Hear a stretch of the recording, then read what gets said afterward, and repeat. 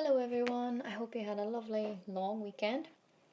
Today we're going to have another look at how to create a graph using the results from Mrs. Proudlock's investigation last week around seeds and germination. The seeds are growing very well in the different conditions, and I'm looking forward to seeing the progress this week when Mrs. Proudlock uploads it onto OneNote. So make sure that you're keeping up with that. So before we start to plot the graph and think about the information we need to include, we need to decide what type of graph we're going to plot. So looking at the results, we are measuring the data over time, therefore it's continuous data. So I want you to have a think back to the last video I created on graphs, and it is on YouTube if you want to go back and have a look before you try and answer this question. And I want you to think about which graph do you think we would use. So have a think, which graph do you think we would use? So if it's continuous data, we're going to use a line graph. So well done if you remembered that. So here is the information on line graphs that I put into the last video. I've put it in again because I think it's important that we look at why we're using a line graph. So if we have a look, line graphs are to show changes of measurement over time. So we're looking at how the seeds are growing over time, so over so many days. So we're looking at continuous data. So please have a look through this and have a read through this slide to make sure you understand what a line graph is. So if we move on to the next slide, here is my next question for you. So what do we need to include in our line graph? So at this point, I would like you to pause the video and I want you to make a list of the things that you think we need to include in our graph. You can send that to your teacher if you want, you don't have to, but I think it's good for you to try and do it first and then I'll go through them. So pause the video and write down a list of what you think you need to include in a line graph. Once you've done that, I want you to press play again and see how many you can remember. So hopefully you will have paused the video and you will have written a list of what you need to include in your line graph. So if we have a think together now, using your list, I'm going to make a list and you're going to see how many you have got. So one of the first things we need is please bear with me because I'm writing with my finger on this. So hopefully you can read that. So we've got a title. One of the next things that we're going to need is an x-axis and a y-axis. So hopefully you got those.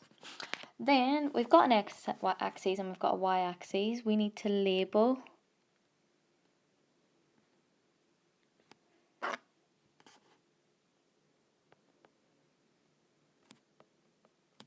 the x and y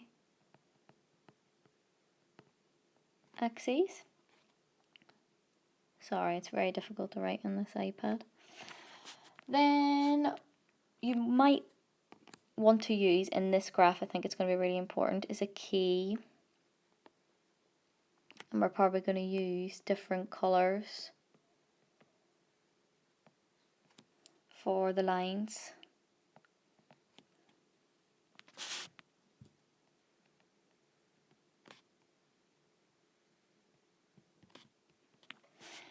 And then we need to make sure that we've got the data plotted. We need to make sure that we've got that plotted correctly. And then we need the unit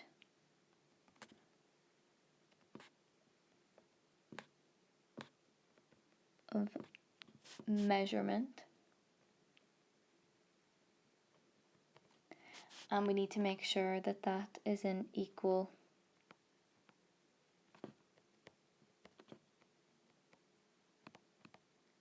intervals.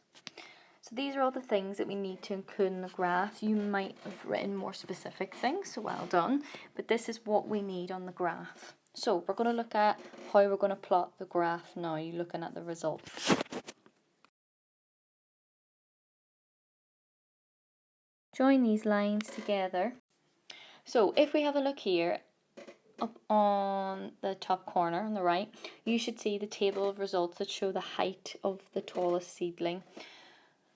So I have put this on OneNote as well for you to have a look at if you want to download it or look at it directly on there, but I put it on here so that we have reference to it.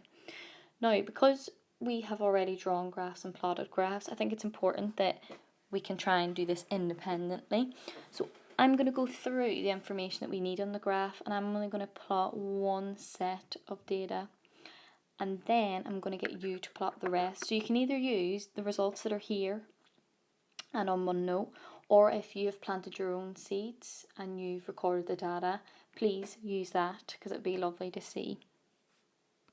The first thing I'm going to do is I'm going to mark the y and the x-axis just so that I remember when I'm plotting my information. So I've got the y-axis and I've got the x-axis.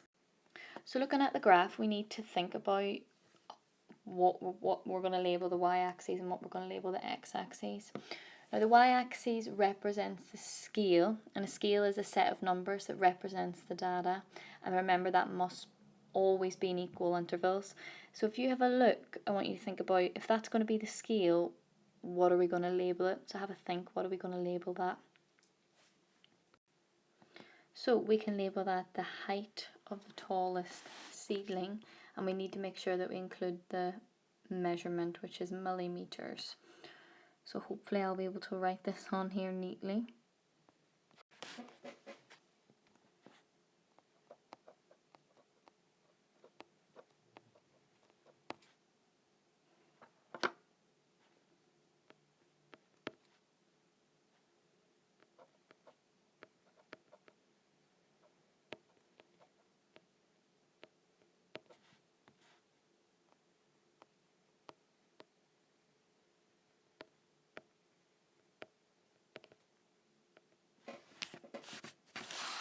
There we go.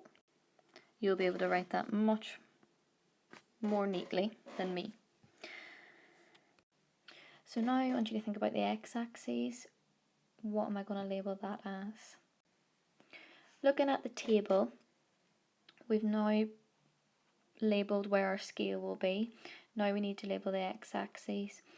So because it's a line graph, you're going to have different lines representing the control. No light, no water, no warmth, no soil. So there'll be 5 different lines in this graph that you can compare. So how we're going to label the x-axis is we're going to label it with the date that it was measured. So I'm going to try and write this as neatly as I can.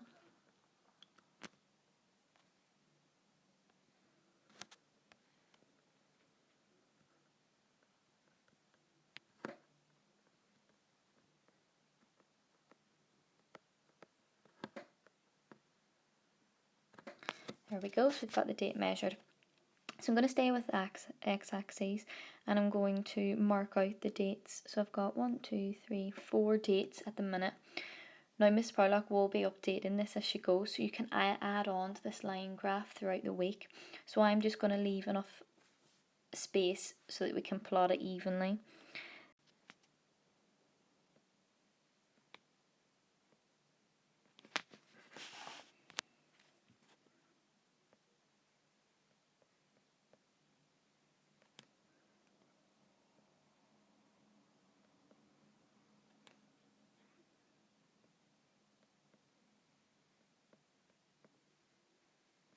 Try and do this as neatly as I can on this iPad screen.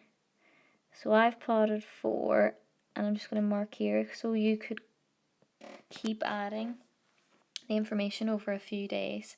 So now I need to work out my scale. So if I have a look, at the minute the tallest seedling is 125 millimeters, and that is with no light. So at the minute I'm basing it off the table that I have, but you will probably find that that will rise, so you might need to take the scale up further. So because of the size of graph paper that I have here, I'm going to work my scale in tens, so each square represents 10, trying to do this as neatly as possible. And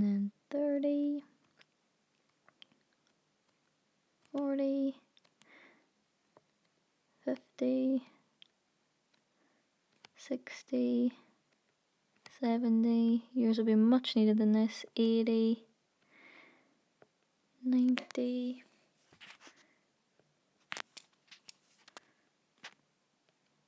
very hard with this iPad,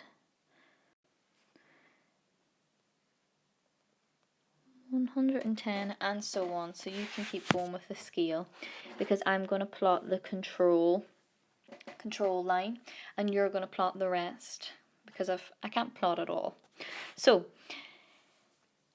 if we have a look, we've got the control, and on the third there was no growth. So basically we'd plot a little dot, and I'm just going to do this in different colours so that you can clearly see where I'm plotting it. So I've got 0, so I'm just going to put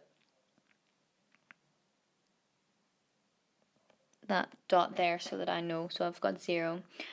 But on the 6th of May, I have got 6 millimeters in growth. Now remember, we've got 10, so if we look at halfway, that would be 5 millimeters. So I'm going to try and go just above halfway as best I can. That should be on the line. Just going to rub that out and try again.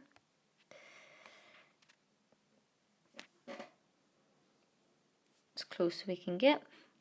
Then we've got on the 8th of May, we've got 26 millimeters of growth. So again, I'm going to go up to 20 millimeters and about halfway, just above halfway again. 26. I'm plotting this as best I can. It's really difficult when I'm trying to do it with my finger.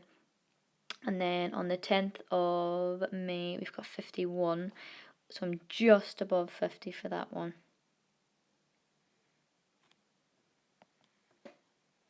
Maybe a bit too high.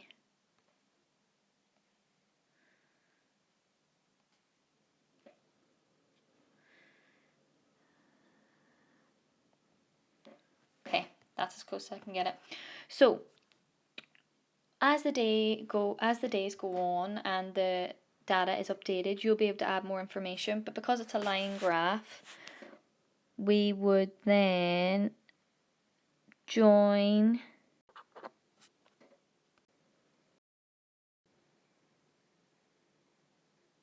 so we're going to join these lines, sorry the video, as best we can. So you can now see that there is a continuous line of data, so we can see the growth of the control variable. One important thing that we need to do, that we talked about, that we need to include in a line graph, is our key. So this red line represents the control variable. So here we've got the control variable. So you can use different colours for the different lines to show each one. So you have a different colour for no light, no water, no warmth, no soil. So what we need to do now is we need to look. So I've got all the information on the graph, but I don't really know what this graph is about. So what am I missing? What's going to tell me straight away what this graph is showing? You're right, it's a title. So I'm just going to write at the top, a graph showing, and I want you to finish off the title because I know that you can do that yourself. So that is me finished showing you how to draw the line graph. I've only plotted one piece of information so that you can do the rest. If you need any more help at all, please email your teachers, but feel free to rewind this video and pause it, the parts that you need. Do it step by step as I have. Have a look at the results. You could plot those, and then as Mrs. Proutlock adds more information to the table, you can add that on throughout the week. I can't wait to see how the graphs turned out. So, like I said, if you have any questions at all, just email your teachers, and I hope this has helped.